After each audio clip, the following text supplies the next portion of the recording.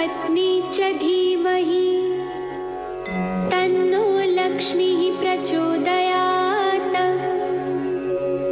ओम शांति।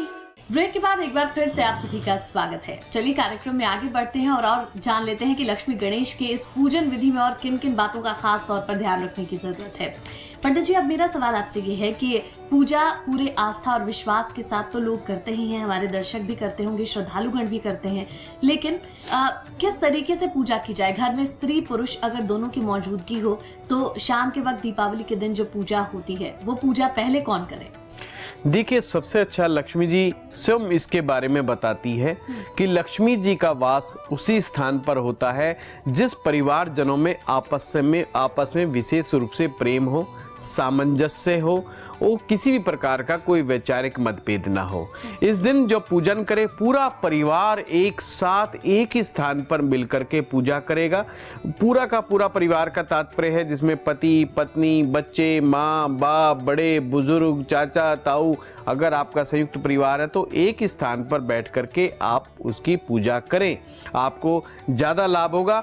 आरंभ जो होता है वो पुरुष के माध्यम से, यानी कि जो घर का मुखिया होता है वो इसका पूजा को संपन्न करवा सकता है। बाकी सदस्य उस पूजा विधि में पार्टिसिपेट कर सकते हैं, यानी कि भागी बन सकते हैं, प्रतिभागी बन सकते हैं। ऐसा आप किया जा सकता है।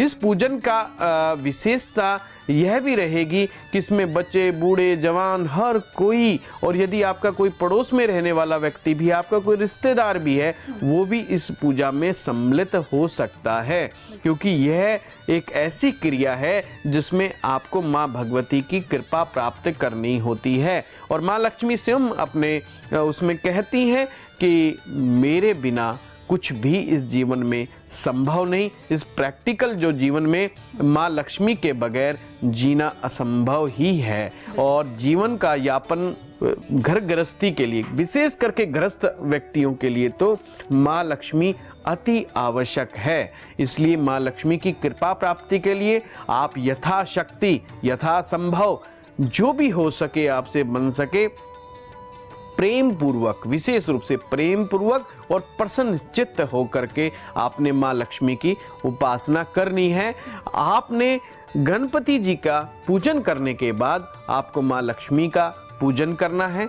आपको मार्केट से पुस्तकें भी मिल सकती हैं, उन पुस्तकों का भी सहारा ले सकते हैं। जी, मंत्रों के उच्चारण को लेकर के क्या कोई खास ध्यान रखने की जरूरत है? देखिए, सर्वप्रथम पूजन करने के पश्चात अक्सर मंत्र पाठ किया जाता है। कुछ लोग तांत्रिक साधनाओं में संलग्न होते हैं, वो तो तंत्र के माध्यम से भी मंत्रों का पाठ कर सकते हैं, यानी कि तांत्रोक्त विधि विधान का अपना करके वो मंत्रों का पाठ करते हैं। कुछ साबर मंत्र साधनाएं सिद्ध की जाती हैं। दीपावली को तंत्र दिवस भी कहा गया है, यानी पूरे वर्ष में जो सबसे ज़्यादा शक्तिशाली दिन जो होता है मांत्रिक एवं तांत्रिक पूजाओं के लिए, वो दीपावली का दिन ही विशेष रूप से माना गया है। और उसके बाद होली का दिन विशेष रूप से उनका महत्व है। तो इस दिन आप कोई भी माँ लक्ष्मी का मंत्र का पाठ कर सकते हैं। यदि आपने किसी को गुरु बनाया हुआ है और गुरु जो मार्ग प्रदत्त है, गुरु जी ने जो आपको बताया है, कोई विशेष मंत्र दिया हुआ है, तो उस मंत्र का जागरण भी आज के दिन आप कर सकते हैं। बिल्कुल। और लक्ष्मी पूजन के साथ साथ कुबेर की भी पूजा की जाती है, सरस्वती की भी पूजा की जाती है। कोई और खास विधि का ध्यान इस पूजा में करना पड़ेगा? देखिए, तीन शक्तियाँ, तीन रूप हैं संसार को चलाने के लिए, जिसमें एक स्वरूप का नाम है माँ लक्ष्मी, एक स्वरूप का नाम है माँ सरस्वती और एक रूप का नाम है माँ काली। माँ काली यानी शक्ति। इस दिन जो व्यापारी लोग होते हैं अपने भई खाता का भी पूजन करते हैं, अर्थात जिन जिन चीज़ों से भी धन अर्जित होने का हिसाब बनता है, व्यक्ति अपने गल्ले का भी उस दिन जो है जिसे तिजोरी कहते हैं उनका भी पूजन दीपावली वाले दिन किया जाता है। जो भई खाता है, यानी ऐसी पुस्तक जिसमें आप लेन देन का हिसाब रखते हैं, वो माँ सरस्वती का ही स्वरूप है। और जो दवात, जो काली स्याही जो है, वो माँ काली का प्रतिरूप है। इसलिए कलम और दवात का पूजन भी दीपावली वाले दिन किया जाता है। कुबेर जो है वो धन के देवता हैं, धन के कोषाध्यक्ष हैं, इसलिए कुबेर का भी पूजन किया जाता है। कुबेर मंत्र का पाठ भी किया जाता है। सर्वप्रथम मैं आपको बताना चाहूँगा कि आप माँ लक्ष्मी का सबसे प्रियतम मंत्र जो शास्त्रों में उल्लेखित है उसका पाठ करें तो ज़्यादा अच्छा है, और इसमें कमल गट्टे की माला का प्रयोग करें, आपको अति लाभ होगा। कमल गट्टे माँ को बहुत ही प्रिय हैं। आप मंत्र सुने और इसको नोट भी कर सकते हैं। माँ का सबसे प्रिय मंत्र है ओम श्रीम ह्रीम श्रीम कमला कमलालये प्रसीद प्रसीद श्रीम ह्रीम श्रीम ओम महालक्ष्मी नमः। ये बहुत सुंदर मंत्र है। इसका तो डेली मंत्र का पाठ हो तो कहते हैं माँ की लक्ष्मी की अटूट कृपा उस व्यक्ति पर बनी ही रहती है। यदि जो साधक लंबा मंत्र का जाप नहीं करने में सक्षम है तो एक छोटा मंत्र भी मैं बता रहा हूँ, वो उतना भी ही शक्तिशाली है। मंत्र इस प्रकार है ओम श्रीम लक्ष्मी नमः। आप लोग सोच रहे होंगे कि हर मंत्र में श्रीम शब्द क्यों आता है। मित्रों, मैं आपको बताना चाहता हूं कि श्रीम जो है माँ भगवती का ही बीज मंत्र है, माँ लक्ष्मी का साक्षात स्वरूप है। ये शब्द स्वरूप में, शब्द ब्रह्म रूप में माँ लक्ष्मी साक्षात है। यदि केवल मात्र आप श्रीम श्रीम श्रीम श्रीम इस मंत्र का जाप भी आप करते हैं तो आपको बहुत लाभ होगा और जीवन में रोजगार में कमी नहीं आएगी। आप किसी भी तरह का व्यवसाय करते हैं या आप नौकरी पेशा करते हैं, आपको प्रमोशन में समस्या आ रही है तो दीपावली वाले दिन अवश्य ही इन मंत्रों का आप सहारा लीजिए। ध्यान रखिए का आप सहारा ले सकते हैं। और इसके साथ ही पंडित जी एक सवाल मेरा ये भी है कि अक्सर हमने देखा है कि दीपावली के मौके पर शुभ लाभ का जो महत्व है वो कहीं ज्यादा बढ़ जाता है। क्या अर्थ है शुभ लाभ का लक्ष्मी पूजन में? शुभ लाभ हम लिख तो देते हैं परंतु हमें मालूम नहीं कि ये शुभ लाभ है क्या चीज़। ये गणपति जी के दो पुत्र हैं, उन्हीं का नाम शुभ, एक का नाम शुभ और एक का नाम लाभ है। शुभ का मतलब स्वच्छता से, शुद्धता से और नेक नियति से, नेक कमाई से। लाभ मैंने हमें जो भी फायदा होता है जीवन में, जिसका कि हम उपभोग कर करके प्रसन्न रहें, वो चीज़ हमें धन, हमारे शास्त्रों में धन की जो कल्पना की गई है वो बहुत सात्विक धन की कल्पना की गई है। किसी को मार काट के, किसी को सता करके, किसी को परेशान करके या किसी को षड्यंत्र रच करके यदि आप धन अर्जित करते हैं तो उसको धन नहीं कुधन कहा जाता है, और जिससे निर्माण होता है आपके घर में व्याधियों का, वैमनस्य का, परेशानियों का, दरिद्रता का, मुकदमेबाजी का, लड़ाई झगड़े का निर्माण होता है और ये धन अच्छा नहीं माना जाता है।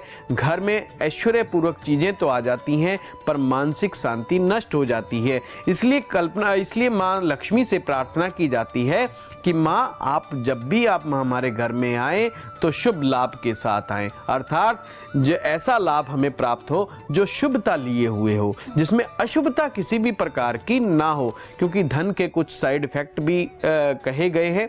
ये अहंकार भी जो है अहम भावना को भी जगाने वाला धन कहा गया है। इसलिए अहम भावना से हमारे द्वारा किसी का अहित ना हो जाए, किसी को सताया ना जाए, ऐसी बात हमारे जीवन में नहीं आनी चाहिए। नहीं तो हमारी जो कार्मिक साइकिल है इसमें नेगेटिविटी आ जाती है और हमारे जीवन में ये चीज़ें का आना बहुत अच्छा नहीं है। इसका पीढ़ी दर पीढ़ी इस चीज का असर पड़ता है। पंडित जी, पूजा में एक और खास चीज मैंने देखी है, लक्ष्मी के पैरों को जो रखा जाता है पूजा में, कई बार हम इसको घर के बाहर देखते हैं, उसका क्या अर्थ है? लक्ष्मी जी को चंचला कहा है। लक्ष्मी जी को चंचला का मतलब है कि लक्ष्मी जी एक जगह स्थिर नहीं रह सकती, तो अब लक्ष्मी जी को रोक पाना भी संभव नहीं है, ऐसा भी शास्त्रों में लिखा है। और वो चंचला है तो चलती रहे तो अच्छा है। इसलिए माँ लक्ष्मी जी के चरणों का निर्माण करके, कभी कभी तो स्वर्ण के चरण बनाए जाते हैं और उन्हें तिजोरी में भी रखा जाता है इस दिन पूजा करके। और जो साधक के विशेष रूप से बताना चाहूँगा कि श्री सूक्त का पाठ और श्री यंत्र पर करें तो ज़्यादा अति उत्तम है। श्री यंत्र एक ऐसा यंत्र है जो माँ लक्ष्मी का साक्षात स्वरूप है। इस दिन आप अपने घर में अपने व्यवसाय स्थान पर, अपनी फैक्ट्री में श्री यंत्र की स्थापना करें और श्री सूक्त का पाठ करें। श्री सूक्त में 16 ऋचाएं होती हैं। 16 ऋचाओं का पाठ यदि आप नित्य हो सके तो नित्य करें, अन्यथा दीपावली वाले दिन तो जरूर 11 की संख्या में या 21 की संख्या में या पूरी रात्रि भर भी आप माँ लक्ष्मी का जाप अनुष्ठान कर सकते हैं। और हाँ, दीपावली वाले दिन किया गया हवन, दीपावली वाले दिन किया गया मंत्र पाठ आम दिनों की अपेक्षा कई हजार गुना ताकतवर होता है, शक्तिशाली होता है। आपका ये एक दिन, वर्ष में एक दिन की गई साधना आपके पूरे वर्ष पर की गई साधनाओं से भी ज़्यादा शक्तिशाली साबित होती है। तो आपको यह दिन मिस नहीं करना है। आपने कोई अच्छा मंत्र पाठ का चयन करके आप किसी देवज्ञ से जाकर के मिलिए, किसी विद्वान से जाकर के मिलिए और उनसे पूछिए कि हमारे हित में क्या अच्छा रहेगा, किस प्रकार से किस मंत्र का पाठ विधान किया जाए, जिससे माँ भगवती की कृपा आप पर पूरे वर्ष भर, पूरे जीवन भर बनी रहे और शुभता के साथ धन आपके घर में आए। ऐशो आराम के साथ साथ मानसिक सुख और मानसिक शांति भी आपके घर में आनी चाहिए। बिल्कुल, पूरे विधि विधान से की गई ये पूजा परमेश्वर को प्राप्त हो, लक्ष्मी गणेश को प्राप्त हो, इसके लिए क्या कोई ऐसा एक अचूक उपाय भी होगा कि अगर किसी ने पूरी पूजा कर भी ली है, बावजूद उसके अगर मन में इस तरीके का भय है कि पता नहीं उसका क्या फल मिलेगा या मिलेगा भी या नहीं, इसको संपन्न करने के लिए क्या किसी खास तरीके के मंत्र का उच्चारण भी कर सकते हैं? मंत्र आप कोई भी माँ लक्ष्मी का मंत्र पाठ आप ले सकते हैं। मैंने जैसे बताया, महालक्ष्मी मंत्र के साथ साथ आप श्री सूक्त का पाठ कर सकते हैं, पुरुष सूक्त का पाठ भी आप कर सकते हैं। पुरुष सूक्त यानी भगवान श्री हरि विष्णु का सूक्त है ये, उसका पाठ आप करें, बहुत ही बढ़िया होगा। कि कहा जाता है कि लक्ष्मी जी तो वहाँ पर हैं जहाँ पे श्री हरि विष्णु जी हैं। तो श्री हरि विष्णु जी के पुरुष सूक्त का पाठ आप श्री सूक्त के साथ करें, अच्छा है। महालक्ष्मी का स्तोत्र भी आता है, महालक्ष्मी के स्तोत्र का पाठ भी आप कर सकते हैं और आप कनक धारा स्तोत्र का पाठ भी कर सकते हैं। कनक का मतलब होता है सोना, जो स्वर्ण देने वाला स्तोत्र है उसका नाम ही कनक धारा स्तोत्र है। और एक कनक का तात्पर्य होता है गेहूं से भी मतलब है। ऐसा स्तोत्र जो धन, धान्य, स्वर्ण और समस्त कुछ देने में सक्षम है। कुबेर स्तोत्र का भी आप पाठ विशेष रूप से कर सकते हो। हमारे ग्रंथों में दीपावली के पूजन के लिए बहुत सारे मंत्र लिखे गए हैं। हमारे तंत्र शास्त्र भरे हुए हैं दीपावली के दिन प्रयोग करने के लिए। आप कोई भी अपनी शक्ति के अनुसार, अपनी श्रद्धा के अनुसार कोई छोटे से छोटा या बड़े से बड़ा प्रयोग आप जीवन में अपना सकते हैं, कर सकते हैं। चलिए, तो हमारे साथ ये थी आपकी दीपावली की पूजा। साथ ही हम ये पूरी उम्मीद करते हैं कि इस बार आपकी ये दीपावली शुभ भी रहे और ढेर सारे लाभ आपके घर लेकर आए। इसी के साथ आपके लिए मंगल कामना करते हुए आपसे इजाजत चाहेंगे। नमस्कार।